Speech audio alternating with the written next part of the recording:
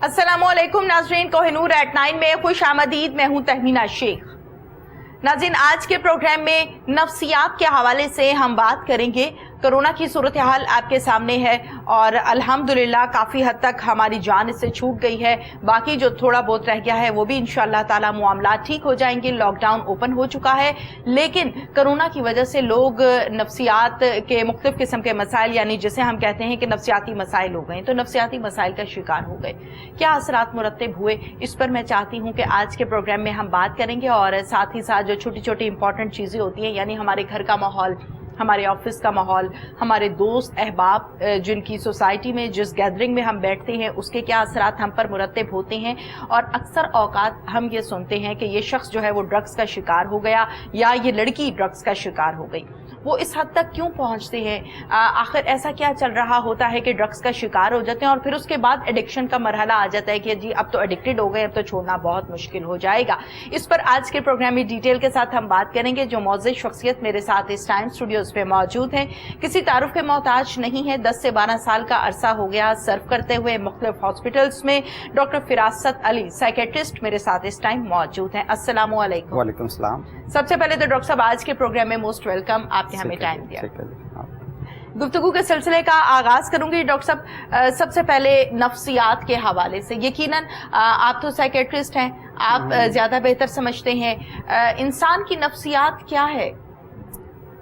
नफ्सियात, एक तो यह है कि हम इसकी डेफिनेशन की बात करें तो यहाँ पर तो बात सिर्फ सिंपल एक्सप्लेन करना है जी। नफ्सियात बेसिकली इंसान की सोचें जी, और उन सोचों की बेस पे उसके जो रवैये हैं, उसका जो बिहेवियर बनता है, इसको हम मिला के नफ्सियात कह देते हैं। जैसे मुख्तलिफ लोग मुख्तलिफ सिचुएशन में मुख्तलिफ तरह से डील करते हैं। जब किसी को स्ट्रेस आता है, कुछ में मुख्तलिफ लोगों का मुख्तलिफ रिस्पॉन्स होता है। ऐसे ही है। अब एक ही घर में एक स्ट्रेस आता है लेकिन उससे सारे बच्चे एक जैसे मुतासर नहीं होते, ठीक है। तो हर किसी का जो थिंकिंग प्रोसेस है, स्ट्रेस को जो परसीव करने का जो प्रोसेस है, मैकेनिज्म है, फिर उसके ऊपर उसका जो बिहेवियर रवैया होता है, इसके मजमूए को हम नफ्सियात कहते हैं। ठीक है। अच्छा डॉक्टर साहब, जैसे कि आपने बड़ी खूबसूरत बात कही कि किसी किस्म का कोई भी मसला होता है, कोई प्रॉब्लम होती है, हर शख्स उसको अपने अपने अंदाज में अपने ऊपर हावी करता है। अगर हम सिंपल वर्ड्स में बात करें, कुछ लोग तो जब टेंशन आती है तो बहुत ज्यादा परेशान हो जाते हैं, रोना धोना, और इसके अलावा भूख नहीं लग रही है, नींद नहीं आ रही है। कुछ लोगों को नींद आती ही बहुत ज्यादा है, और कुछ लोग मैंने ऐसे भी देखे हैं जो टेंशन के बाद भी मुस्कुराते हुए ऐसे गुजरते हैं जैसे इनको पता ही नहीं है, इनके सिर पे फर्क ही कोई नहीं पड़ता। तो ये कौन से लोग होते हैं जिनको फर्क ही कोई नहीं पड़ता? उसमें ये होता है कि फ़र्क तो हर किसी को पड़ता है, ठीक है। तो सबसे पहली बात ये कि जब भी लाइफ में स्ट्रेस आता है तो वो मुख्तलिफ लोगों के लिए मुख्तलिफ होता है। अब एक चीज़, एक इवेंट होता है, हो सकता है आपके लिए वो बहुत बड़ा हो और मेरे लिए बड़ा नाम हो, ठीक है। तो इसी तरह वो डिपेंड करता है कि वो सिचुएशन कैसी है और उसके बारे में अपना क्या है, अपना रिस्पॉन्स क्या है, ठीक है, कि वो उसको किस लेवल पर फील करता है। ये जो आपने दूसरा पहलू बताया है कि उनको फ़र्क नहीं पड़ता, आप देखें कि बड़ा मशहूर करैक्टर, मज़ाहिया करैक्टर था चार्ली चैपलिन जी, आपने फैमिलियर होंगे जी। तो वो काफ़ी पुराना मतलब कॉमेडियन, बड़ा फैमिलियर अब तो नहीं है इस दुनिया में। तो वो साइकियाट्रिस्ट के पास गया, तो साइकियाट्रिस्ट ने या साइकोलॉजिस्ट के पास गया, तो उसने उसको कहा कि आप जो है ना किसी खुश रहने के लिए आप चार्ली चैपलिन के प्रोग्राम देखा करें। तो उसने कहा कि मैं तो खुद वही हूँ। अरे ठीक है। तो बज़ाहिरन जो देख के और लगता है कि इनको फ़र्क नहीं पड़ता, लेकिन इंटरनली फ़र्क पड़ता है। कुछ लोगों ने अपना जो स्टेटस जो है वो मेंटेन किया होता है कि किसी को अपनी वीकनेस शो नहीं होने देनी, यानी सोसाइटी में जैसे वो उसकी जॉब फॉर एग्जांपल किसी ऐसी लीडिंग जॉब है या फैमिली को लीड कर रहा है, ठीक है, तो उसकी रिक्वायरमेंट है या वो उसने अपने ऊपर ये रिक्वायरमेंट हावी की हुई है कि मैंने किसी के सामने वीकनेस, अपना वीक पॉइंट शो नहीं होने देना कि मैं परेशान हूँ, मैंने वीक पॉइंट शो नहीं होने देना कि मैं इससे मुतासिर होते हैं ना। तो उसको वो मेंटेन रखने के लिए फिर दूसरों के सामने इसमें करता है। इसमें एक और पहलू भी आता है, उसको हम कहते हैं smiling depression. Smiling depression, smiling depression, ठीक है। उसमें क्या होता है कि कुछ लोग क्या होता है कि वो स्ट्रेस को, उनका जो मुकाबला करने का मैकेनिज्म होता है वो ये बना होता है कि जब भी स्ट्रेस आता है वो मुस्कुराते हैं, ठीक है। यानी जैसे स्ट्रेस का इजहार है, वो बनावटी मुस्कुराहट है ना, नहीं, वो खुद उनके अपने कंट्रोल में भी नहीं होती। यानी ये नहीं होता कि डेलिबरेटली कर रहे हैं, ठीक है। वो यानी उनका, जैसे फॉर एग्जांपल आपने दो तरह के रिएक्शन बताया कि कुछ लोग स्ट्रेस में बहुत होते हैं اور कुछ नहीं सोते, अभी उनके अपने कंट्रोल में नहीं है ना, उनका अपना एक रिस्पॉन्स बना हुआ है। तो इसी तरह एक रिस्पॉन्स स्माइल भी है। अच्छा, ठीक है। तो ये मुख्तलिफ पहलू, ये जो आपने पहलू उठाया उसकी ये 2-3 एक्सप्लेनेशन। अच्छा, ये बताइए डॉक्टर फिरासत अली जोगर साहब, आप साइकेट्रिस्ट हैं, जिस तरीके से मसाइल इंसान के साथ आते हैं उसकी भी मुख्तलिफ इकसाम है, जिनमें से चंद आपने बयान भी की कि एक स्माइली डिप्रेशन है, एक वो शख्स है जो बहुत ज्यादा डिप्रेशन लेता है, एक वो शख्स है जो फील नहीं करवाता और उसका मुकाबला, यकीनन फीलिंग्स तो हर एक को होती है ना, इंसान जब तक जिंदा है एहसास तो उसके अंदर होता है, फीलिंग्स तो होती हैं। अब जो लोग दूसरों को फील नहीं करवाना चाह रहे होते, जबकि वो सारे मसले को समझ भी रहे हैं और उनको पता भी है कि ये किस कदर डेंजरस हो सकता है या नहीं हो सकता, जो फील नहीं करवाना चाह रहे, असल में वो लोग कैसे होते हैं?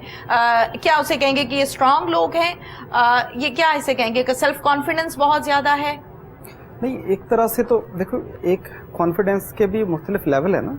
हाँ जी। एक तो कॉन्फिडेंस ये है कि मैं बहुत अचीवर हूँ, मेरी फैमिली में वर्थ है, मेरा फैमिली में सारी बात मानते हैं, ठीक है, वो हर बात हर किसी को ऑर्डर देना या अपनी बात मनवाना, एक तो ये कॉन्फिडेंस है ना। तो एक ये कॉन्फिडेंस भी तो है ना कि मैं जैसा भी लग रहा हूँ, लोग जो मर्जी कहते रहें, ये भी तो एक कॉन्फिडेंस का लेवल है ना। तो उनका ये वाला एस्पेक्ट वीक होता है, इस हवाले से उनका कॉन्फिडेंस बहुत शेकी होता है कि लोग मेरे बारे में कहीं नेगेटिव ना सोचें, उसके बारे में ये ना सोचें कि अच्छा ये तो वीक हो गया है, ये थोड़ा सा स्ट्रेस में चला गया है, ये साइकियाट्रिक इलनेस आ गई है इसको, ठीक है। तो इस एस्पेक्ट में तो कॉन्फिडेंस उनका कम हो गया, लेकिन दूसरे एस्पेक्ट में वो कॉन्फिडेंट है, अपनी बात करते हैं, अपनी बात मनवाते हैं, ठीक है। अच्छा, ये जो बात बनवाने की आदत होती है, अक्सर औकात जब हम बात करते हैं 50 प्लस की, तो यकीनन आप भी फैमिली से, खानदान से ताल्लुक रखते हैं, हम सभी किसी न किसी फैमिली से और अल्हम्दुलिल्लाह अच्छे खानदानों से ताल्लुक रखते हैं। 50 प्लस के बाद मैंने ये ज़ाती तौर पर नोट किया है, सोशल गैदरिंग्स में भी, अपने घर से भी और मुख्तलिफ फैमिली से, कि इंसान ये कहता है कि जो मैंने कहा है कि उसके लिए ओके करना है, या 50 प्लस कह लें, या मे बी अगर मैं डिजिट्स कम बता रही हूँ तो 60 प्लस कह लीजिए। ऐसा है कि मतलब उम्र का ये तकाजा होता है कि जो मैंने कहा है वही करना है और वो दुरुस्त है चाहे वो नहीं भी दुरुस्त? देखिए, इसमें एक बात तो दुरुस्त है कि flexibility with the passage of time कम हो जाती है, कम हो जाती है। ये कम होना स्टार्ट कब से होती है? मुख्तलिफ, ये इसमें भी हम कोई लिमिट्स नहीं लगा सकते, कम हो जाती है, लेकिन इसके अंदर भी अंडरलाइन, इसकी भी अगर हम इसको भी डिग आउट करें तो इसमें भी मुख्तलिफ इसके पहलू निकलते हैं। अच्छा, फॉर एग्जाम्पल आपने 50 प्लस की बात की जी, उसका बच्चा है जो कि 20 इयर्स का लड़का है, ठीक है, फॉर एग्जाम्पल, ठीक है। अब उसमें क्या होता है कि जब ये जो टीन एज से बंदा गुजरता है तो इसमें जो बच्चा होता है वो अपनी इंडिपेंडेंस चाहता होता है, वो अपने फैसले खुद करना चाहता है, अपनी राय देना चाहता है, अपनी बात मनवाना चाहता है। तो वो जो उसके पेरेंट्स होते हैं उनके लिए 60 साल का भी हो जाएगा और उसका वालिद 90 साल का होगा तो उसके लिए वो बच्चा ही होगा।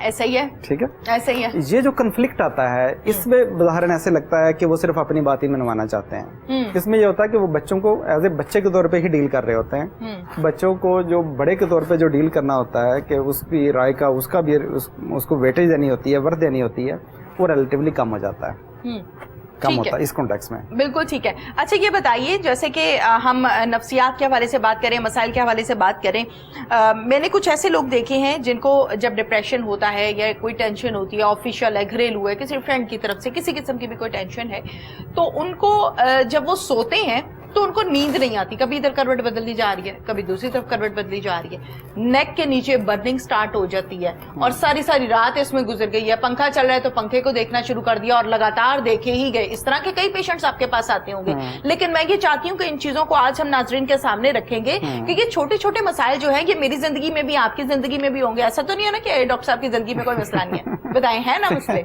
लेकिन मैनेज करना होता है उनको। तो आप क्या कहेंगे कि जिनके बर्निंग हो गई, सारी सारी रात नींद नहीं आ रही, उनका क्या इलाज है, क्या किया जाए? देखिए, नींद ना आना ये खुद एक बहुत बड़ा टॉपिक है, ठीक है, इसके ऊपर काफ़ी डिबेट मौजूद है। इसमें बहुत सारे लोग जो है वो नींद की दवाइयों का इस्तेमाल शुरू कर देते हैं जो कि हम समझते हैं कि दुरुस्त नहीं है विदाउट असेसमेंट। नींद के लिए एक टर्म इस्तेमाल होती है स्लीप हाइजीन।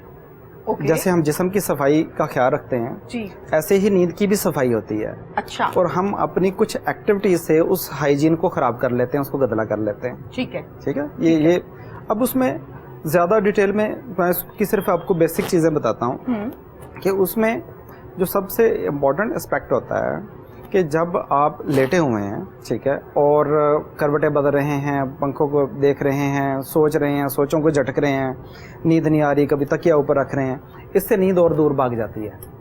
اچھا, یعنی نیند کو جتنا ہم زبردستی لانے کی کوشش کرتے ہیں نیند اور دور بھاگ جاتی ہے. اوکے, نیند کو لانے کا ایک ہی فارمولا ہے کہ نیند لانے کی پلاننگ نہ کی جائے. ٹھیک ہے, ٹھیک ہے. آپ نے اکثر نوٹ کیا ہوگا کہ جیسے ہم پڑھتے ہیں جب تو کتاب کھلی ہوتی ہے, پتہ بھی نہیں چل رہا ہوتا کہ سو گئے ہیں, کتابوں کے اوپر پڑی ہوتی ہے. ایسے ہی, کیونکہ اس وقت ہدف سونا نہیں ہوتا, اس وقت ہدف پڑھنا ہوتا ہے, تو پڑھتے پڑھتے نیند آ جاتی ہے. ٹھیک ہے, ٹھیک ہے.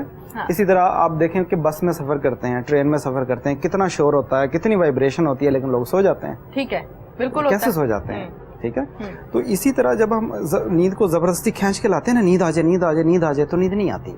ٹھیک ہے. اس کا حل یہ ہے کہ نیند لانے کی پلاننگ نہ کریں. آپ کر رہے ہیں کیا کہ اگر نیند نہ آ رہی ہو تو بیڈ پہ لیٹے نہ لیٹیں, بیڈ سے اٹھ جائیں. ٹھیک ہے. ٹھیک ہے. ایک اور میں آپ کو اس کا پہلو بھی بتاتا ہوں. آپ نے بھی کبھی محسوس کیا ہوگا کہ جب آپ لیٹے ہوتے ہیں, لیٹنے والی پوزیشن میں ہوتے ہیں, تو سوچیں آپ کے اوپر حاوی ہو جاتی ہیں, آپ کو سوچوں کو جھٹکنا مشکل ہوتا ہے.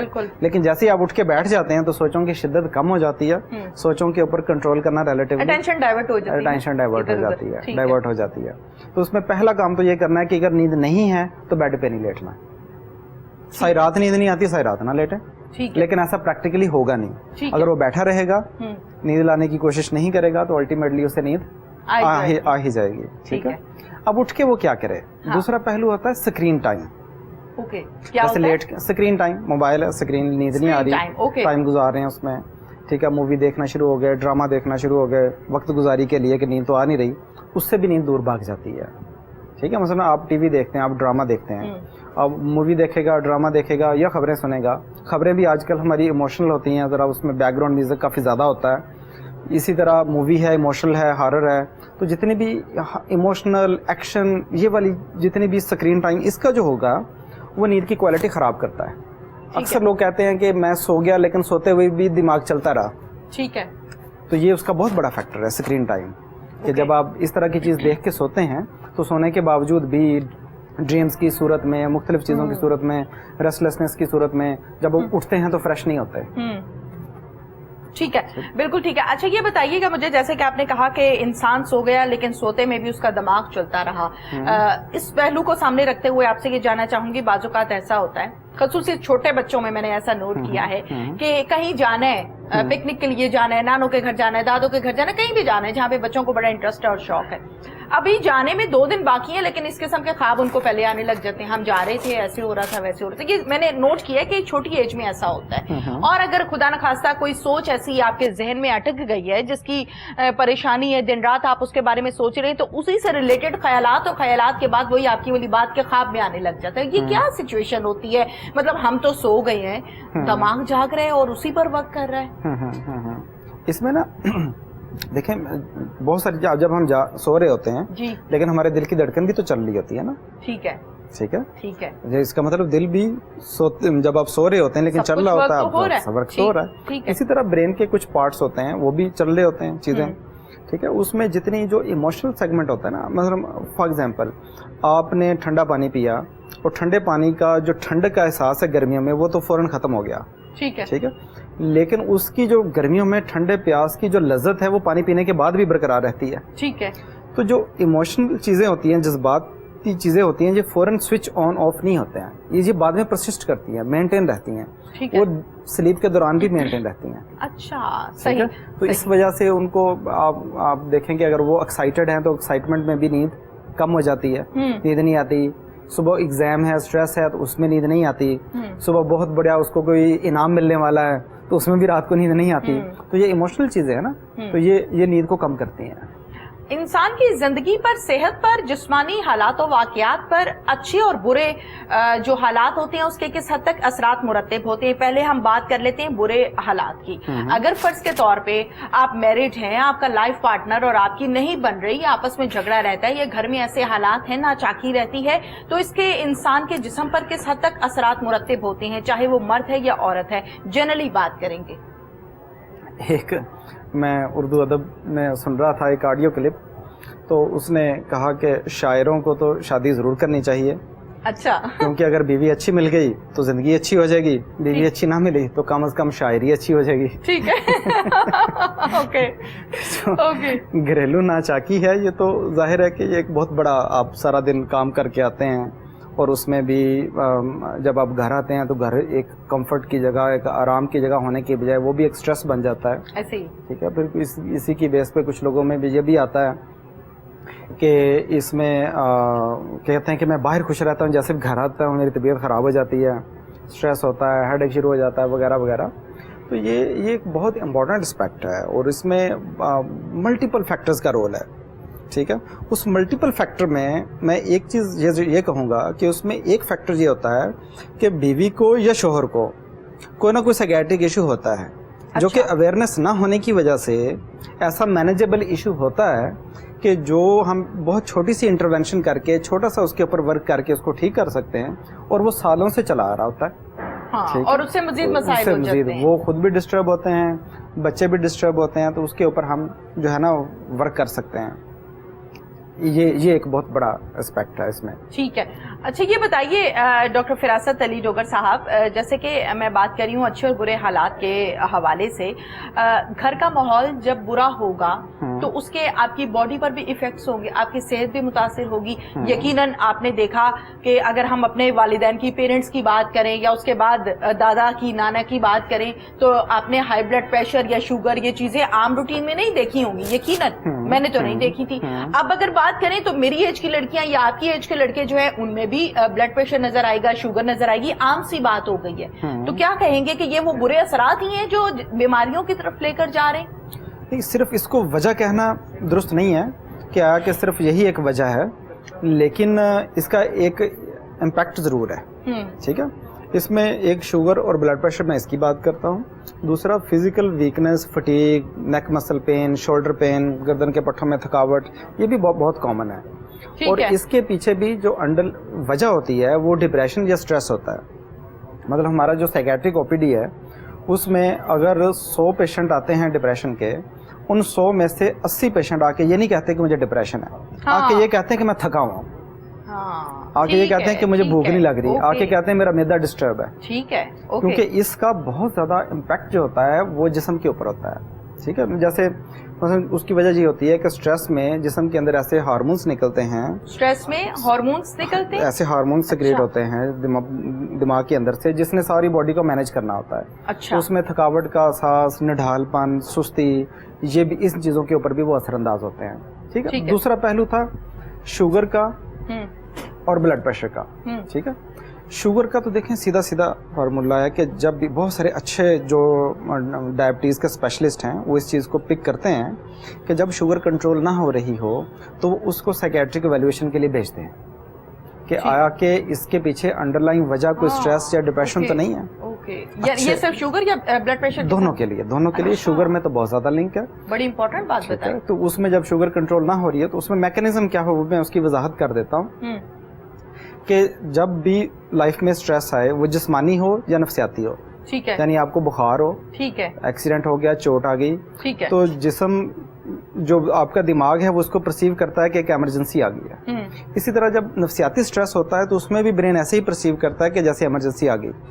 तो उसके अंदर, ब्रेन के अंदर ऐसे केमिकल निकलते हैं जिनको हम कहते हैं स्ट्रेस हार्मोन्स। और स्ट्रेस हार्मोन्स का क्या काम होता है कि वो जिस्म में जाके शुगर का लेवल बढ़ाते हैं। अच्छा, ठीक है। ठीक है। ओके। जिस्मानी स्ट्रेस में क्यों बढ़ाते हैं कि इस चीज की परसेप्शन में ब्रेन अपने बैलेंस को मेंटेन कर रहा होता है कि जिस्म के शायद शुगर की ज्यादा जरूरत पड़े। ठीक है। अब मूवमेंट ज्यादा होनी है, एक्सरसाइज ज्यादा होनी है, फीवर में जिस्म की ज्यादा मेहनत लगनी है, तो उसको कोप करने के लिए शुगर लेवल बढ़ता है। तो जो लोग परसिस्टेंट स्ट्रेस में रहते हैं और ऊपर से शुगर की बीमारी भी हो गई तो उनका शुगर लेवल बढ़ जाता है। हाइपरटेंशन का आपको एक्सप्लेन करता हूँ, ब्लड प्रेशर का, कि हमारे पास ओपीडी में समटाइम्स नहीं बल्कि अक्सर आके कहते हैं कि इनका बीपी तेज रहता है। इनका बीपी तेज चेक करवाया कभी कितना होता है? नहीं जी, चेक कभी नहीं करवाया। तो फिर कैसे पता लगा बीपी तेज है? अभी गुस्से में बहुत रहते हैं। तो ये हमारी सोसाइटी में एक पब्लिक सेम भी है कि जो गुस्से का ताल्लुक, लेकिन इस मिथ के पीछे हकीकत भी है। जब भी पब्लिक सेइंग होती है, कहावत जिसे कहते हैं, तो उसके पीछे कोई ना कोई रियलिटी होती है। ठीक है।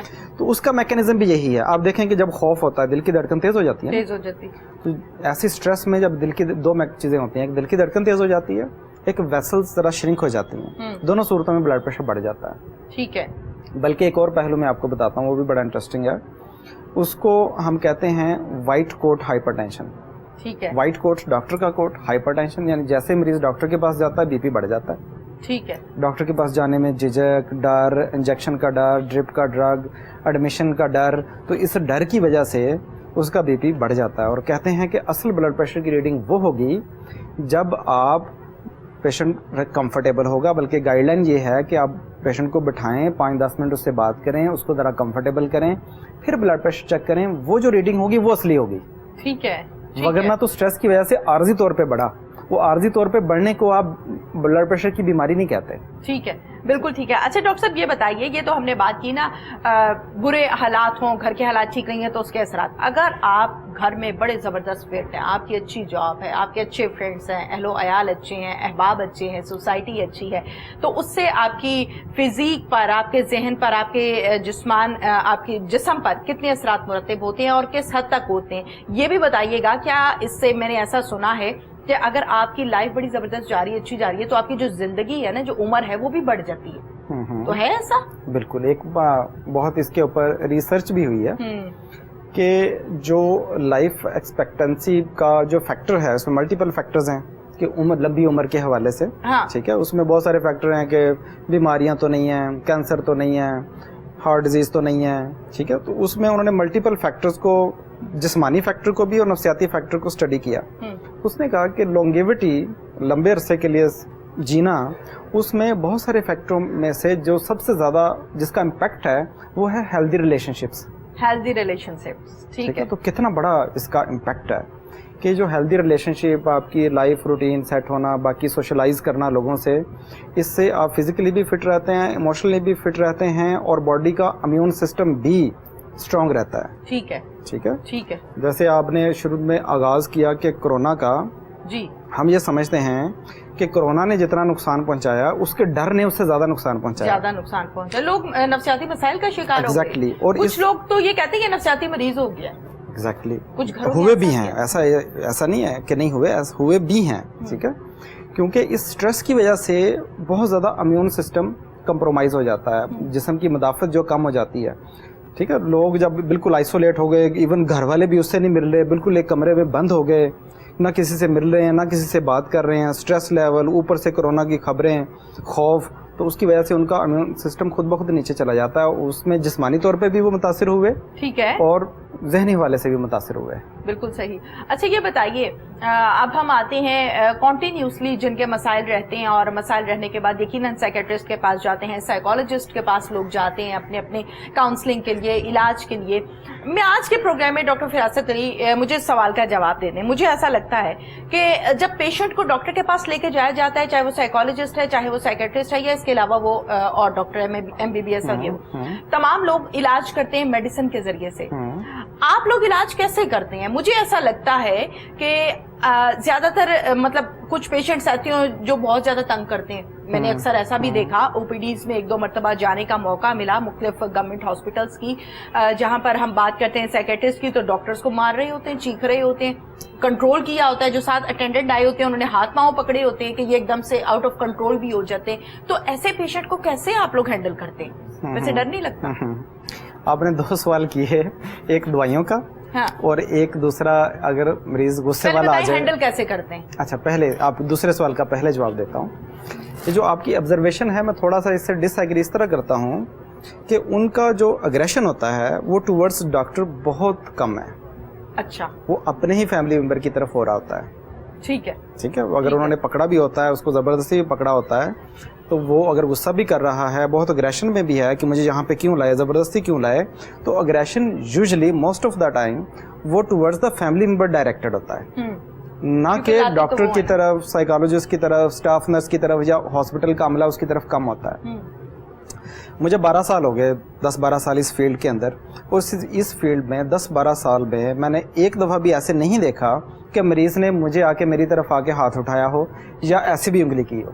ठीक है, ठीक है, एक दफ़ा भी ऐसा नहीं हुआ। अच्छा, हालांकि बहुत अग्रेसिव आए हैं, तोड़ फोड़ करने वाले भी आए हैं, लेकिन वो मोस्टली किसकी तरफ डायरेक्टेड होते हैं? अपने ही फैमिली मेंबर की तरफ। ठीक है, तो उसकी वजह 2 होती हैं। एक तो ये कि डॉक्टर के सामने आने से पहले وہ اس بات کو اس کا خواہش ہوتی ہے کہ مجھ سے میرے اوپر لیبل نہ لگے کہ یہ ذہنی مریض ہے, ڈاکٹر میری بات مانے اور گھر والوں سے ڈس ایگری کرے کہ میں ذہنی مریض نہیں ہوں, اس لیے ڈاکٹر سے وہ تحمل سے بات کرتا ہے.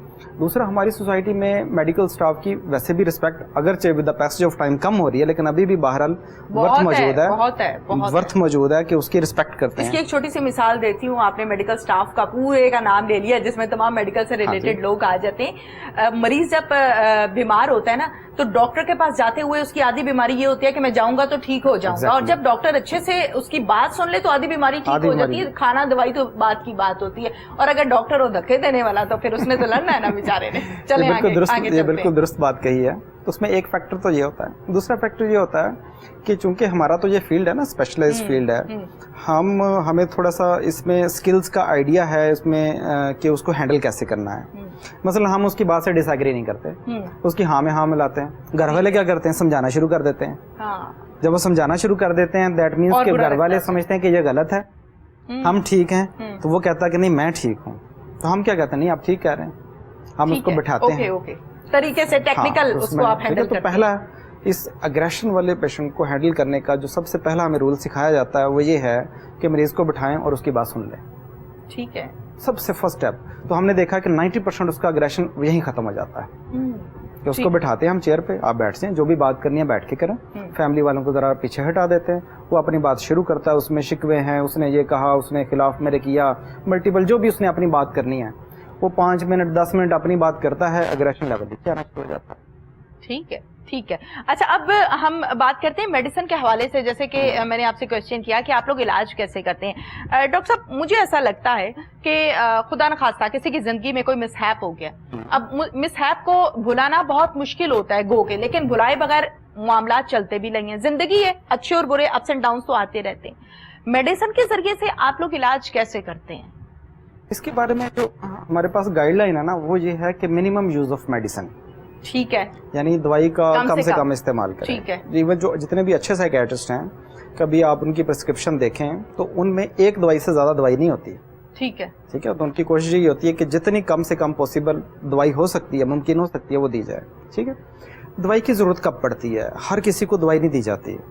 ٹھیک ہے. آپ نے لفظ استعمال کیا تھا سائیکالوجسٹ, تو سائیکالوجسٹ الگ سے ایک پورا فیلڈ ہے جس کا کام سائیکو تھراپی کاؤنسلنگ ہے, اور انہوں نے دوائی نہیں دینی ہوتی. ان کا کام یہ ہے کہ انہوں نے دوائی نہیں دینی ہوتی, اور یہ ایک پوری اسپیشلٹی ہے. یعنی اس میں ڈپریشن ہے, انگزائٹی ہے, باقی چیزیں ہیں, تو اس میں ہر وقت ہر مریض کو دوائی کی ضرورت نہیں ہوتی. ٹھیک ہے. دوائی کی ضرورت کب پڑتی ہے؟ دوائی کی ضرورت اس وقت پڑتی ہے کہ جب یا سائیکو تھراپی کام نہ کر رہی ہو, یا سائیکو تھراپی سائیکالوجسٹ اویلیبل نہ ہو, یا مرض کی شدت زیادہ ہو کہ صرف تھراپی سے کام نہ پڑ رہا. مثلا ہم یہ کہہ سکتے ہیں کہ سائیکالوجسٹ کے بعد سائیکیٹرسٹ کا درجہ آتا ہے. مطلب پہلے آپ کے سٹیجز ہوتے ہیں نا ٹریٹمنٹ کروانے کے, کہ پہلے آپ لو ڈوز دیتے ہیں, پھر آپ ہائی ڈوز دیتے ہیں, اس سے بھی فرق نہ پڑے پھر آپ انجیکشن لگاتے ہیں کہ بھئی اب فوری ضرورت ہے. کافی نالج ہے آپ کا, ماشاءاللہ. بتائیے. اس میں دیکھیں, یہ کہنا کہ فار ایگزامپل ایک مرض آتا ہے, وہ مریض آتا ہے, وہ ہے ہی بہت سویئر النس میں, ٹھیک ہے, تو اس میں پھر ہم پہلا سٹیپ کی طرف تو نہیں جائیں گے نا, تو ہم اسٹارٹ ہی میڈیسن سے کریں گے. ٹھیک ہے. تو اس میں اب اس کا گائیڈ لائن کیا ہے, صرف آپ کو بیسک بتا دیتا ہوں کہ جب کچھ تو بیماریاں ایسی ہیں جس میں پہلی چوائس میڈیسن ہے, وہ یہ ہوتی ہیں کہ جو شدید بیماریاں ہوتی ہیں, جیسے شیزوفرینیا, بائی پولر, پاگل پن جسے کہتے ہیں. ٹھیک ہے. اس میں تو بلکہ شروع میں یہ کہا جاتا ہے کہ آپ تھراپی نہ کریں, آپ صرف دوا, ہاں بات آگے چلی گئی ہے, آپ پہلے میڈیسن کے ذریعے بیہیویئر کنٹرول کریں. ٹھیک ہے. اب مثلا وہ غصہ ہے, گل گپاڑا کر رہا ہے, چیزیں توڑ رہا ہے, تو اس میں پھر ظاہر ہے کہ اس کو سمجھانے بیٹھیں گے تو اور زیادہ غصہ کرے گا نا. ٹھیک ہے. ٹھیک ہے. تو اس میں کیا کیا جاتا ہے کہ پہلی چوائس میڈیسن ہے. ٹھیک ہے. اب ہم آ جاتے ہیں دوسری بیماریوں کی طرف, جیسے انگزائٹی ہے, ڈپریشن ہے, OCD ہے. اس میں اگر مرض شدید ہے, اور شدید کا لیول کیسے پتہ چلے گا, کیسے؟ اگر مثلا ڈپریشن ہے تو اس ڈپریشن کی وجہ سے اگر اس کی جسمانی تکلیفیں شروع ہو گئی ہیں, جیسے میں نے کہا کہ جسم میں دردیں ہیں, سر درد ہے, تھکاوٹ ہے, نیک مسل پین ہے, ٹھیک ہے, اگر ان سٹریس کی وجہ سے سمٹم اس لیول تک پہنچ گئی ہیں کہ اس کی فزیکل ہیلتھ متاثر ہو رہی ہے, تو پھر دوائی دینی پڑے گی. ٹھیک ہے. ٹھیک ہے. تو یہ تو میں نے ایک بیماری کی ایگزامپل دے دی, باقی یہ جنرل سمجھے کہ ان میں تھراپی بھی کام کرتی ہے, इसमें मेडिसिन भी काम करती है। अच्छा, मुझे ये बताइए डॉक्टर फिरासत अली, अब तक जितने भी मैंने नफ्सियात से रिलेटेड मसाइल देखे या ऐसे पेशेंट्स देखे, तो उनकी जो मेडिसिन बॉक्स होता है ना, उसके अंदर एक ऐसी गोली जरूर होती है जो गनूदगी की होती है, ताकि ये रिलैक्स रहे, इसके मसल्स रिलैक्स रहे। वो डॉक्टर ज्यादा बेहतर समझते हैं, आप लोगों को पता है कि आप लोग किस तरह डील करते हैं। तो मुझे ऐसा लगता है कि उसके बाद उनको हो जाती है आदत, फिर जब वो गोली नहीं मिलती तो उनको नींद नहीं आती, घर वालों का जीना हराम हो जाता है। ये गलत है। देखें, ये गलत है। मैंने अपनी प्रैक्टिस में नींद की गोलियां बंद करवाने पे ज़्यादा तवज्जो दी है। मेरा सल्यूट है आपको।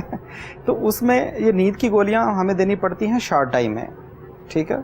मेरा ओपीडी जितना भी बिजी हो, मैं जितना भी बिजी हूँ, जब भी मुझे नींद की दवाई लिखने की ज़रूरत पड़ती है, मेरा जितना भी टाइम लग रहा हो, मैं जितना भी थका हुआ हूँ, तो उसमें कोशिश होती है कि जब भी नींद की दवाई लिखनी है तो साथ उसको छोड़ने का प्लान साथ ही लिखता हूँ। Very good. ये बहुत ज़रूरी है, ठीक है। और जितने भी अच्छे साइकियाट्रिस्ट या इसके अंदर भी जो गाइडलाइन की अगर हम बात करें, तो उसमें नींद की दवाइयों का इस्तेमाल लिमिटेड पीरियड के लिए, शॉर्ट टाइम के लिए होता है, और उसको शुरू में बंद करवाना होता है। ठीक है, ठीक है, ठीक है। और मैंने ये देखा कि मैंने अपनी प्रैक्टिस में जितनी नींद की दवाइयाँ लिखी हैं, फिजिशियन मुझसे कहीं ज़्यादा लिखते हैं। ठीक है, वो एक दफा लिख देते हैं, ठीक। लेकिन जाहिर है कि नींद की गोली बंद करवाने पे मेहनत लगती है ना। مثلا आप उसकी डोज कम करेंगे तो उसकी नींद कम होगी, तो उस नींद कम के ऊपर उसको गाइड करना होगा ना, उस गाइड के लिए फिर उसे टाइम चाहिए होगा, उसे टाइम देना पड़ेगा, उसको समझाना पड़ेगा। नींद नहीं आ रही, जैसे मैंने स्लीप हाइजीन की पहले बात की, उसकी चीज़ें उसे सिखानी पड़ेंगी, तो उसमें एक्स्ट्रा मेहनत लगती है नींद की दवाई बंद करवाने में। लेकिन यूँ समझिए कि साइकियाट्री की जो 90% असल प्रैक्टिस है, उसमें नींद की दवाइयाँ नहीं है। अच्छा, सही सही सही। यानी ये भी एक मिथ है कि साइकियाट्री के बारे में ये कि जी ये साइकियाट्रिस्ट के पास जाना, अच्छा उसने तो नींद की दवाइयाँ ही देनी है ना।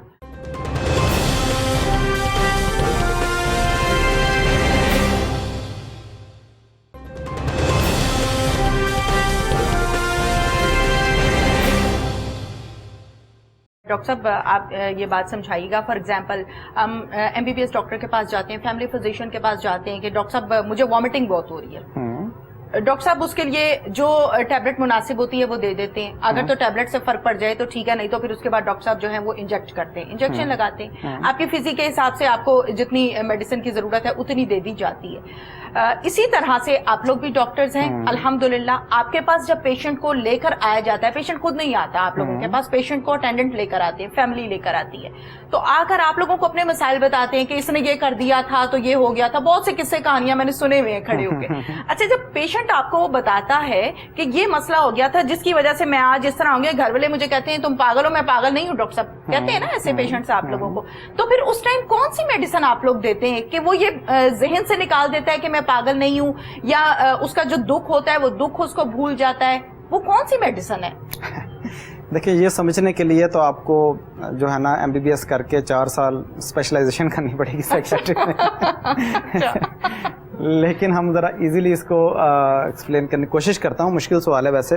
देखिए, दवाई का इन्हिसार होता है डायग्नोसिस पे, ठीक है, कि जो मर्ज़ की तशखीस होगी।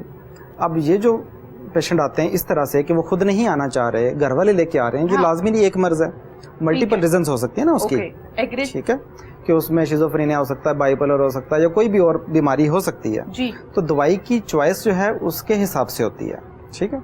अच्छा, एक बात। दूसरा, जो दवाई खाने से इनकार होता है जी, ठीक है, उसके पीछे जो रीजन होती है, उसका दवाई के बारे में जो मिथ बने होते हैं, मिसकंसेप्शन बनी होती हैं, वो होती हैं। अच्छा, ठीक है। तो पहला तो हमारा हदफ होता है तशखीस करें, दूसरा हदफ होता है कि ये असेस करें कि ये दवाई खाना क्यों नहीं चाहता, ठीक है, ठीक है। आया कि उसके पीछे ये तो नहीं है कि दवाई सोने वसूलाने वाली है, आया कि ये तो नहीं है कि दवाई जो है दिमाग को मफलूज करने वाली है, आया कि दवाई के साइड इफेक्ट से तो नहीं डरा हुआ, तो उसके बारे में गाइड किया जाता है, ठीक है। तीसरा एस्पेक्ट होता है कि जब वो आता है, जब हम उससे बात करते हैं, तो उसकी लाइफ में कुछ ना कुछ प्रॉब्लम तो वो एग्री करता है कि मेरे साथ ये मसला है, ठीक है। हाँ, ये ना माने टाइटल हमने नहीं लगाना होता फर्स्ट विजिट में, हम ये नहीं लगाते कि अच्छा जी आपको बाइपोलर है, आपको ये बीमारी है, हम उसको टाइटल नहीं लगाते। हम कहते हैं ये हदफ इम्पोर्टेंट नहीं है कि आपको क्या बीमारी है, हदफ ये है कि इस सिचुएशन से निकलना है। तो इस सिचुएशन से हम उससे बात करते करते करते साथ नोट करते जाते हैं कि कौन सी बात से ये दवाई से एग्री होगा। बिल्कुल बिल्कुल, ठीक है। हाँ। तो उसमें जब बात करते हुए हमें अंदाजा हो जाता है, तो एंड पे फिर हम उसी को रिलेट करके दवाई का आगाज करते हैं। ओके, ठीक है, ठीक है, ये हो गई ना आपकी प्रैक्टिस है, जो अंदाज है आप लोगों का। अच्छा ये बताइए, इंसान परेशान भी होता है, मिसहैप्स भी होते हैं, अप्स एंड डाउन्स भी होते हैं, और मैं ये समझती हूँ कि it's a part of a life. ऐसा कोई इंसान नहीं है यहाँ पे जिसके साथ मसला ना हो। बाज़ लोग मसाइल को मैनेज कर लेते हैं और बाज़ लोग मसाइल को अपने ऊपर हावी करके मजीद मसाइल का शिकार हो जाते हैं और आहिस्ता आहिस्ता ड्रग्स की तरफ चले जाते हैं। ड्रग्स का पता तब चलता है जब काफी अरसा गुजर चुका होता है। वो लोग अब फॉर एग्जांपल कोई बच्चे हैं, जैसे 17-18 साल की उम्र में बच्चे देखा देखी सिगरेट पीते हैं, उसने पिया था मैंने भी कश लगा लिया, इसी तरह ही आदत पड़ जाती है, फिर वो अगले सिगरेट की तरफ चले जाते हैं और फिर वो करते करते आप लोगों के पास पहुंच जाते हैं, यानी ड्रग्स एडिक्शन हो जाती है उनको। ये एडिक्शन उतर जाती है? मुझे ऐसा लगता है नहीं, वक्ती तौर पर जरूर फैमिली के डर से, डॉक्टर के डर से वक्ती तौर पर छोड़ दिया, लेकिन जहां मौका मिला वहीं ये काम दोबारा शुरू हो जाता है। इस सवाल का जवाब मैं एक एग्जांपल से दूंगा, नाम तो ज़ाहिर है हम पेशेंट के डिस्क्लोज नहीं करते, कि हमारे यहाँ पर गंगाराम हॉस्पिटल में कुछ ऐसे पेशेंट हैं कि जो नशा, न सिर्फ नशा छोड़ा उन्होंने, बल्कि उसके बाद 20-30 लोगों के साथ खुद आए, साथ चल के अपने काम से छुट्टी करके उनके साथ वार्ड में रहे, उनको साथ गाइड किया, उनका साथ साथ छुड़वाया। जबरदस्त। ठीक है, वैसे लोग मौजूद हैं और हम जैसे आते हैं हम उनको बड़ा प्रोटोकॉल देते हैं, उसको चाय ऑफर करते हैं कि उनको बड़ा काम कर रहे हैं, जैसे सारे उसमें हम अप्रिशिएट करते हैं। तो जहाँ आपका ये सवाल है कि छूटता नहीं है, ये बात गलत है, छूट जाता है। ठीक है, इससे पहले जो आपने बात की कि वो इस तरफ चले जाते हैं या क्यों चले जाते हैं, तो मैं इसमें सिर्फ एक बात कहूँगा, बाकी उसमें से जो डीपली आप सवाल पूछेंगे उसका हम जवाब देंगे जी। कि 1-2 दफ़ा मुझे सेमिनार करने का मौका मिला, तो मेरा जो सबसे आगाज होता है सवाल का, इस बात पे होता है कि मुझे पहले इस सवाल का जवाब दें कि क्या नशा एक बुरी आदत है या एक बीमारी है। ठीक है, क्योंकि अगर ये बुरी आदत है तो फिर ट्रीटमेंट सजा है, और अगर ये बीमारी है तो फिर ट्रीटमेंट उसका मेडिकल इलाज है। बिल्कुल ठीक है, तो इस सवाल का जवाब क्या बीमारी हुई ना, फिर बीमारी है। लेकिन ये भी हकीकत है कि जितने भी ड्रग्स स्टार्ट करते हैं वो पीयर प्रेशर में, दोस्त आवारा हैं, बाकी चीज़ें हैं, उसके प्रेशर में आके दोस्तों ने कहा ये भी लगा ले, वो भी लगा ले, तो वहाँ तो इसका मतलब ये है कि 90% केसेस में आगाज जो होता है वो एज ए बैड हैबिट होता है। ठीक है, बुरी आदत के तौर पे होता है, बुरी आदत, सोसाइटी। ठीक है, लेकिन with the passage of time जब उस प्रोसेस में वो गुजरता है तो फिर उसका जो मुस्तकिल इस्तेमाल है वो सिर्फ बुरी आदत की वजह से नहीं होता, वो एक बीमारी बन जाती है। ठीक है, यानी ड्रग खुद दोबारा ड्रग लेने पे मजबूर करती है। ठीक है, तो जब वो इस तरह उसके ऊपर हैवीली डिपेंडेंट हो जाता है तो उसको फिर ट्रीटमेंट की ज़रूरत होती है। फिर उसका सिर्फ कंपनी छुड़वा देने से उसका फिर मसला नहीं हल होता। हमने देखा है कि आगाज़ उसका कंपनी में हुआ, अब वो दोस्तों से कट के लेता है, छुप के लेता है। अच्छा ठीक है, अब किसी को नहीं पता, बाकियों को पता है कि इसने छोड़ दिया, लेकिन चोरी लेता है। घर वालों से तो चोरी लेता ही लेता है, दोस्तों से भी चोरी ले रहा है। जिस कंपनी में शुरू किया था क्योंकि कंपनी वाले छोड़ चुके या कंपनी वाले साइड पे हो गए, तो ऐसे भी होता है। ठीक है, अच्छा ये बताइए डॉक्टर साहब, जैसे कि हम ड्रग्स के हवाले से बात कर रहे हैं, नाम लेना जैसे कि आपने कहा मुनासिब नहीं है, तो यकीनन नाम लेना मुनासिब नहीं है। कुछ ऐसे लोग भी हैं हमारे मुआशरे में जिनको ड्रग्स की आदत हो जाती है। फॉर एग्जांपल अब ड्रग्स की इतनी सारी इकसाम है, जैसे जैसे टाइम गुजर रहा है इसमें भी जिद्दत आ रही है, मैं तो हैरान और परेशान हूँ। अच्छा आदत जब हो गई लेने की, तो लेने के बाद वो अपने काम को प्रॉपरली कर पाते, अगर ना ले तो वो प्रॉपरली काम ही नहीं कर पाते। काम से मुराद उनकी ड्यूटी, उनका बिजनेस और उनका कामकाज है, और बड़े बड़े नाम भी हैं उनमें। ऐसे बिल्कुल एग्जैक्टली आपने कहा, और ये अमूमन सभी ड्रग के साथ ऐसे होता है। होता ये है कि जब आप ड्रग्स लेते हैं, ठीक है, तो with the passage of time जिस्म उसका आदी हो जाता है। जिस्म उसका आदी हो जाता है, यानी जिस्म को नॉर्मल फंक्शनिंग के लिए उस ड्रग की, उस केमिकल की ज़रूरत होती है। मसलन मैं आपको एग्जांपल देता हूँ अल्कोहल की। तो जो अल्कोहल है ये ना सिर्फ नशावर चीज़ है, बल्कि ये एक एनर्जी ड्रिंक भी है। ठीक है, इसका जो केमिकल स्ट्रक्चर है वो जब जिस्म में मिलता है तो ये शुगर का मुतबादिल होता है, यानी जिस्म को शुगर की, कार्बोहाइड्रेट की ज़रूरत होती है ना, तो ये इंस्टेंट एनर्जी है। ठीक है, जैसे उसको लेता है तो वो एनर्जी बूस्ट मिलता है। ठीक है, बल्कि यहाँ तक है कि बाकी जो कार्बोहाइड्रेट्स हैं जिसमें जिस्म ने खुराक में से, जैसे रोटी में से एनर्जी जिस्म ने एक्सट्रैक्ट करनी है, बिल्कुल, तो उसकी जिस्म की मेहनत लगती है उस पे, उसमें से एनर्जी एक्सट्रैक्ट करने में। ठीक है, बिल्कुल बिल्कुल, अल्कोहल से मेहनत नहीं लगती। ओके ठीक है, वो इजीली अवेलेबल है। ठीक है, तो with the passage of time जब वो अल्कोहल का डिपेंडेंट हो जाएगा तो क्या होगा कि जिस दिन वो नहीं लेगा तो क्या होगा, कि जो नॉर्मल प्रोसेस है खुराक से एनर्जी एक्सट्रैक्ट करने का प्रोसेस, उसको तो शुरू होने में अभी 2 हफ्ते लगने हैं। ठीक है। तो जो इमीडिएट एनर्जी चाहिए थी वो अब अल्कोहल की सूरत में अब अवेलेबल नहीं है। ठीक है। वो जो 2 हफ्ते 2 हफ्ते का पीरियड होता है, मुख्तलिफ ड्रग्स में ये मुख्तलिफ है, वो होता है, इसको हम क्राइसिस का पीरियड कहते हैं। इसको हम कहते हैं कि ये ड्रग्स के विथड्रॉल्स आते हैं। जब ड्रग नहीं लेते तो उसके जो इफेक्ट्स आते हैं उसको हम विथड्रॉल्स कहते हैं। अच्छा। उनकी वजह से वो अपना काम काज नहीं कर सकता, और वो अमूमन पीरियड जो होता है वो हफ्ता या 2 हफ्ते से ज़्यादा नहीं होता, एवरेज। ठीक है। अच्छा डॉक्टर साहब, यकीनन जिन लोगों को आदत हो जाती है, बड़ी डिटेल के साथ आपने बताया कि एनर्जी के बगैर तो इंसान चल ही नहीं सकता ना, वो खुराक से ले, वो मेडिसिन से ले, वो जिस तरह से भी ले। मुझे ऐसा लग रहा है कि ये ड्रग्स के जो आदी लोग होते हैं ये आहिस्ता आहिस्ता तो मौत की तरफ जा रहे हैं, मतलब अंदर से तो ये खत्म हो रहे हैं, फिजिकली अंदर मसाइल और बहुत कुछ। यकीनन डॉक्टर्स इस बात को बेहतर समझते हैं। हाँ, ये बात दुरुस्त, दावत दी जा रही है ना मौत को। इसमें तो बहुत मतलब लंबी चौड़ी लिस्ट है, इसके ऊपर हम डिटेल से बात कर सकते हैं कि जितने भी ड्रग्स, हर ड्रग्स की ज़ाहिर मेडिकल कॉम्प्लिकेशन तो है ना। एक बाहर से आप एक केमिकल इंड्यूस कर रहे हैं, उस केमिकल की वजह से बहुत सारे प्रॉब्लम हो रहे हैं। उस प्रॉब्लम की मल्टीपल रीजंस हैं। एक तो ड्रग खुद एक केमिकल है वो, फिर उस ड्रग की वजह से उसके जो बिहेवियर में चेंज आ रहा है वो प्रॉब्लम, ड्रग्स के इन्फ्लुएंस के अंदर जो ड्राइविंग है, उस ड्राइविंग की वजह से जो रोड ट्रैफिक एक्सीडेंट का रिस्क है वो, ठीक है। तो इस तरह मल्टीपल एस्पेक्ट्स हैं। उस ड्रग की वजह से उसका जो अग्रेशन है, उस अग्रेशन की वजह से उसने जो अपना नुकसान किया, अपनी जॉब का नुकसान किया, वो यानी सिर्फ केमिकल खुद एक उसकी हेल्थ के नहीं चलता, बाकी उसके बाकी एस्पेक्ट जो एसोसिएटेड एस्पेक्ट होते हैं वो भी उसका नेगेटिव इम्पैक्ट डालते हैं। बिल्कुल आपने दुरुस्त फरमाया। सिगरेट के हवाले से, स्मोकिंग के हवाले से हम बात करते हैं। मुझे भी इस बात का पता है कि सिगरेट जो है वो सेहत के लिए ठीक नहीं होता, आपको भी पता है, लड़कों को भी पता होता है, वो फिर भी पी रहे होते हैं, आदमियों को भी पता होता है, वो फिर भी पी रहे होते हैं। और अब तो सिगरेट का जो पैक है उसके ऊपर इस किस्म की तस्वीर है कि बंदा गौर से देखता है तो दिल खराब होने लग जाता है, लेकिन फिर भी हाथ से खरीद कर पीते हैं। अच्छा डॉक्टर साहब ये बताइए कि एक बाबा जी जिनकी उम्र है कोई 70 साल 75 साल 70 प्लस है, वो कह रहे मैनू तो कुछ नहीं होया, मैं तो सारी जिंदगी सिगरेट पीता है, क्या कहेंगे उन बाबा जी को? देखें, मैं तो चंगा पला चलता फिरता हूँ। हाँ बिल्कुल, ऐसे सिर्फ 70 साल के नहीं, 90 इयर्स के भी हमने देखे हैं, बुजुर्ग हैं 95 इयर्स, इवन 100 इयर्स वो स्मोकिंग करते हैं। बिल्कुल बिल्कुल, भी होती है, सेहत होती है। लाइफ एक्सपेक्टेंसी सबसे ज्यादा जापान में है और स्मोकिंग वहाँ पर बहुत ज्यादा, ठीक है। तो लाइफ की जो लॉन्गेविटी है, जैसे मैंने पहले बताया, उसमें एक फैक्टर नहीं है, उसमें मल्टीपल फैक्टर्स हैं, ठीक है। तो उसमें एक ये फैक्टर भी है, ठीक है। मैं यहाँ पर स्मोकिंग को प्रमोट नहीं कर रहा, हाँ। लेकिन कुछ मेडिकल इलनेस भी हैं कि जिसमें कहते हैं कि अच्छा जी निकोटीन की कमी है, निकोटीन ले लें, खत्म हो जाएगी, कम हो जाएगी। हाँ। GIT मैदे की कुछ ऐसी बीमारियां हैं, तो उसमें ये चीज़ें हैं, ठीक है। तो जो आपने ये वाला पहले वाली बात की है ना कि पता भी है कि इसका नुकसान है फिर भी नहीं छोड़ते, इसमें मैं आपको बेसिक ह्यूमन बिहेवियर बताता हूँ।